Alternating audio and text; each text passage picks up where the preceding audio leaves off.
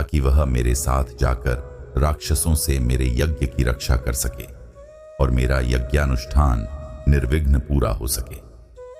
मुझे पता है कि राम आसानी के साथ उन दोनों का संहार कर सकते हैं।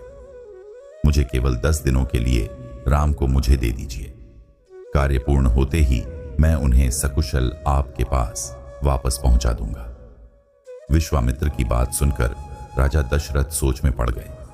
ऐसा लगने लगा कि अभी वे मूर्छित हो जाएंगे।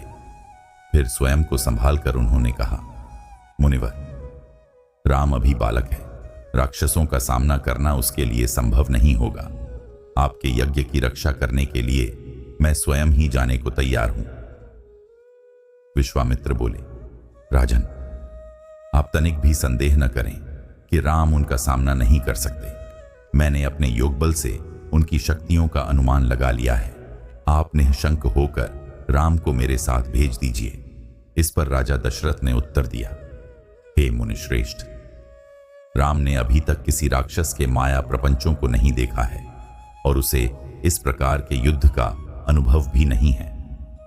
जब से उसने जन्म लिया है, मैंने उसे अपनी आंखों के सामने से कभी ओझल भी होने नहीं दिया है। उसके वियोग से मेरे प्राण निकल जाएंगे। आपसे विनय है कि कृपा करके मुझे ससैन्य चलने की आज्ञा दें। पुत्र मोह से ग्रसित होकर राजा दशरथ को अपनी प्रतिज्ञा से विचलित होते देख ऋषि विश्वामित्र आवेश में आ गए। उन्होंने कहा, राजन्ना, मैं नहीं जानता था कि रघुकुल में अब प्रतिज्ञा पालन करने की परंपरा समाप्त हो गई है। यदि जानता होता तो मैं कदापि नहीं आता।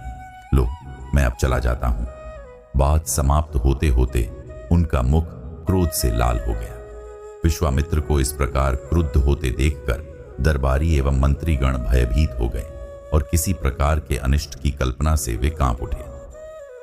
गुरु वशिष्ठ ने राजा को समझाया, हे राजन, पुत्र के मोह में ग्रसित होकर रघुकुल की मर्यादा, प्रतिज्ञा पालन और सत्यनिष्ठा को कलंकित मत कीजिए।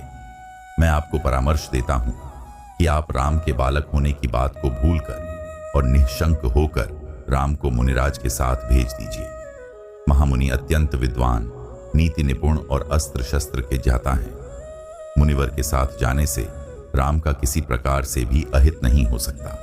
उल्टे वे इनके साथ रहकर शस्त्र और शास्त्र विद्याओं में अत्यधिक निपुण हो जाएंगे तथा उनका कल्याण ही होगा।